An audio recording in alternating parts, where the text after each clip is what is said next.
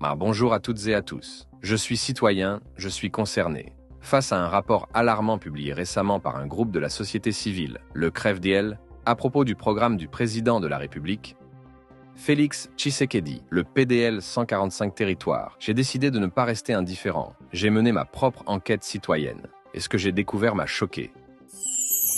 Le PDL 145T, c'est un programme ambitieux du président Félix Tshisekedi. Son objectif ? Corriger les inégalités entre les zones urbaines et rurales à travers des infrastructures de base. Écoles, centres de santé, bâtiments administratifs, forages et routes agricoles. Ce programme est mis en œuvre par 3 organes. Le PNUD, le BCECO et la CFEF. Et dans ma province, c'est la CFEF qui s'occupe de l'exécution.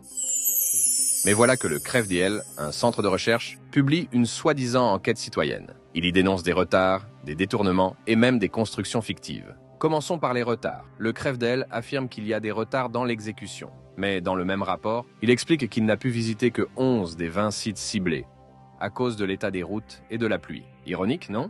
Nous avons sélectionné un échantillon de 20 territoires. Dans les 20 territoires, nous avons visité 11 parce que dans les 9 autres territoires, il était difficile d'accéder. Vous savez que nous avons connu des problèmes climatiques. Il y a eu aussi un problème de sécurité, notamment dans Popokabaka. Là, on n'a pas pu accéder pour visiter les infrastructures.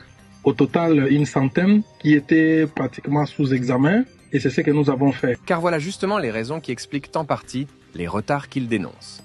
Comment peux-tu critiquer une entreprise qui construit dans des zones que toi-même tu n'arrives même pas à atteindre à pied? Mais ce n'est pas tout. Les enquêteurs du CREVDL sont des spécialistes en finance. Pourtant, dans leur rapport, ils se transforment tantôt en ingénieurs du bâtiment, tantôt en topographes pour juger des terrains accidentés. Laissez-moi vous donner des exemples très concrets. Ils évoquent une école primaire qu'ils nomment dans leur vidéo Bakuyang et critiquent son système de récupération de haute pluie. Après vérification, cette école s'appelle en réalité Bakuyanga et se trouve bien à Mwanda. Comment peut-on prétendre dénoncer un lieu dont on n'arrive même pas à dire le nom correctement? Au Kwango, ils parlent dans leur vidéo d'une école nommée EP Ngongi, prétendument clôturée en bambou. Encore une erreur. Il s'agit de EP Ngondi Makosi. Et cette histoire de bambou, elle prouve surtout qu'ils ne maîtrisaient pas le programme. La clôture n'est pas prévue dans la phase 1 du PDL 145T. Ce que le programme prévoit, ce sont 2 blocs de 3 classes, un bloc administratif, les sanitaires, un système de recueillement des eaux pluviales, une installation solaire et le mobilier. Le sous-provède Guylain Lukiana de Boulungu nous apprend même que cette clôture existait avant la construction PDL. Autre absurdité, il critique l'impraticabilité de la route menant au centre de santé de Makele-Kessé, comme si le programme PDL 145T prévoyait la construction de routes. Non, le PDL 145T, dans sa phase 1, construit des infrastructures de base, pas des chaussées. Ils vont plus loin encore. Ils dénoncent l'absence d'équipements dans certains centres de santé, comme celui de Bibodi à Massimanimba. Faux problème, le programme construit les bâtiments. Il ne prévoit pas les équipements médicaux. Ce qu'on y voit, ce sont les équipements récupérés des anciens centres pour pouvoir relancer les soins au plus vite. Ce n'est donc pas un détournement, mais du pragmatisme. Nazali infirmier Pianji Bianga, claver, matriculé. Nazope sa président vraiment, makasi longonia.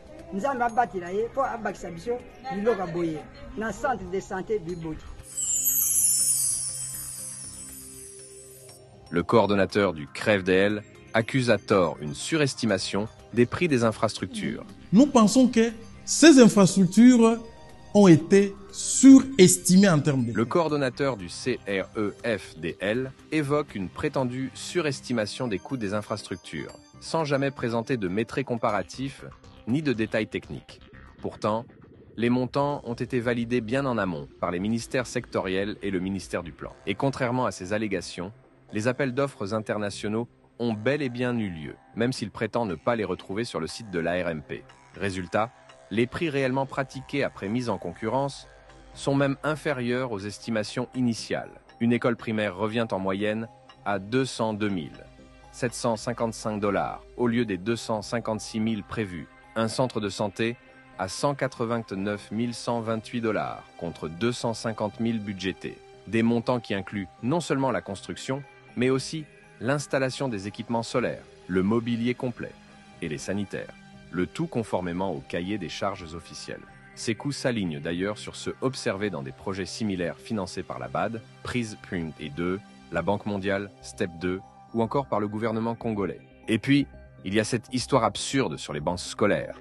On équipe 120 bancs à 30 000 $. Oui, c'est justement ça. On parlait de délai, donc des délais. Oui, 30 000 $. Madame, nous avons calculé. Il y a des bancs aujourd'hui qui coûtent 50 $. Les services nationaux aujourd'hui avec ces bancs-là, cette qualité des bancs, c'est autour de 100 $, 80 $ que vous pouvez trouver facilement. Le Crefdel affirme qu'on aurait payé 30 000 $ pour 120 bancs, soit 250 $ par banc. C'est faux. Selon des sources vérifiées auprès de la CFF, les bancs coûtent entre 35 et 80 $, selon les territoires et types des bancs en fonction de l'âge scolaire. D'où viennent alors leurs chiffres gonflés? Est-ce une volonté de manipulation? Les contrats nous a soumis, n'est-ce pas, à une garantie d'une année après que nous puissions passer à la réception définitive. Donc, il y a la réception provisoire qui intervient juste après l'exécution des travaux, n'est-ce pas, après le lever des réserves, parce qu'il y a une première réception, c'est la réception technique. Là, on suppose que les travaux sont terminés. Il n'y a plus rien à reprocher. En ce moment, nous passons à la réception provisoire. Dans le délai provisoire, il est accordé une année pour les exploitants. Ils vont rester avec le bâtiment, détecter les failles ou les malfaçons pendant cette période de la d'une année. Et après, n'est-ce pas, va intervenir la réception définitive. Mais avant qu'il y ait la réception définitive, il faudrait que l'entreprise descende pour apporter, n'est-ce pas, des corrections qui ont été détectées pendant ces une année.